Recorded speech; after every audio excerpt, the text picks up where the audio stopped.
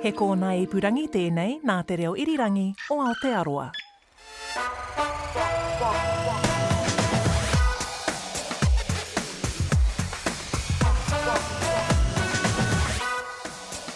No mai anō ki news to me. I'm Zion and I'll be running you through all the big stories this week.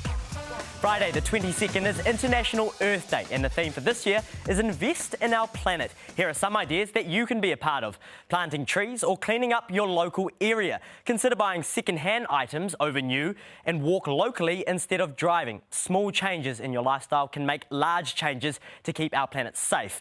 Let's keep that in mind. School holiday activities, the petrol to get you there, and the food at the supermarket are getting more expensive. The way we measure how much prices increase is called inflation, and it's the highest it's ever been in more than 30 years. What this means for most of us is that a trolley full of food will cost more for customers. The same amount of money doesn't buy as much as it has done in the past.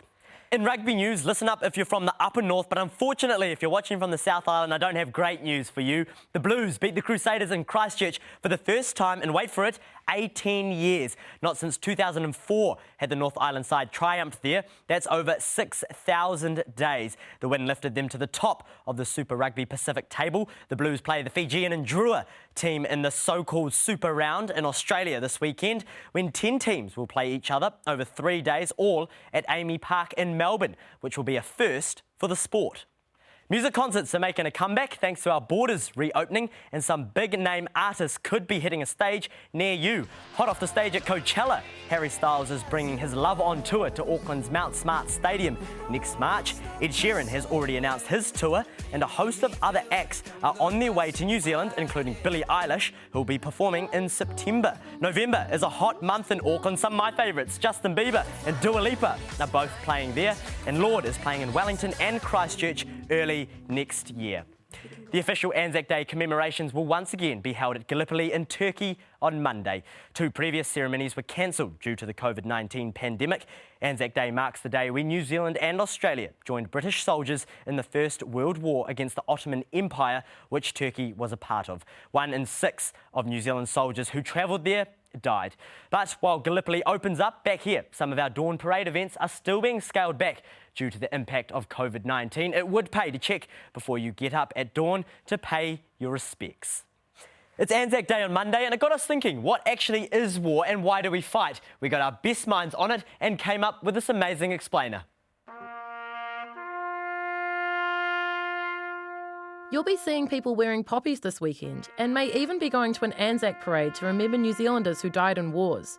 We've also been talking a lot these last few weeks about the war in Ukraine, where Russian soldiers have invaded, so... Why do people go to war? War can be defined as a major conflict between 2 or more parties. They can be fought between countries, or they might even be between groups who are from the same country. War has always been violent and destructive, and as technology and weapons become more and more powerful, the threat of war increases. When we pause to remember war, we think of its costs. The loss of loved ones, the destruction of buildings, and the chaos it can leave behind. But why? What are the greatest causes of war? Each war has its own unique origins. Some begin over the desire for land and resources. Yeah, like the land wars between Māori and the British.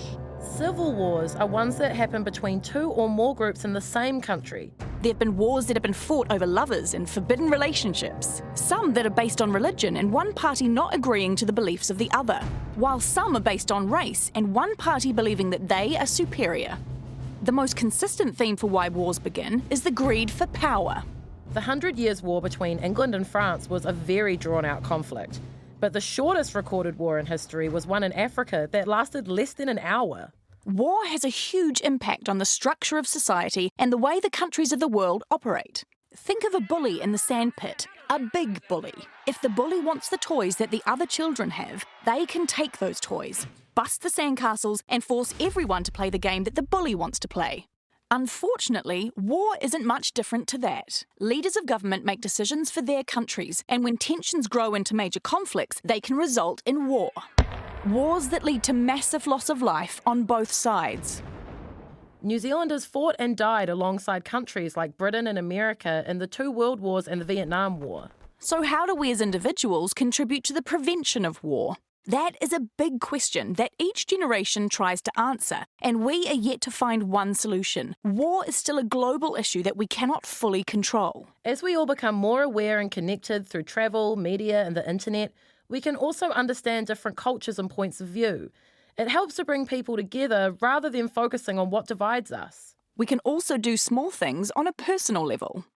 We can make a stand by demonstrating against war. We can recognise that conflict is inevitable. It is natural for people to disagree and to hold different points of view. We can learn to form resolutions that suit each party, and we can explore alternative ways of thinking. After all, you are the future of this planet, and if you can learn to find peaceful resolutions, perhaps we will no longer need to resort to war. And that would be wonderful news to me. And join us next week for one of my favourite topics, sleep. Or, more particularly, dreams, and why we have them. News to Me is public interest journalism funded through NZ On Air. I'm Eva York, and this episode was produced by Jill Bonnet. You or your parents can follow the News to Me podcast on Apple Podcasts, Spotify, iHeart, or just about any podcast app. Plus, you can watch it on TV too every Friday afternoon after 4, or listen in just before the 7 o'clock news on Saturday mornings on RNZ National. Ka kite anō.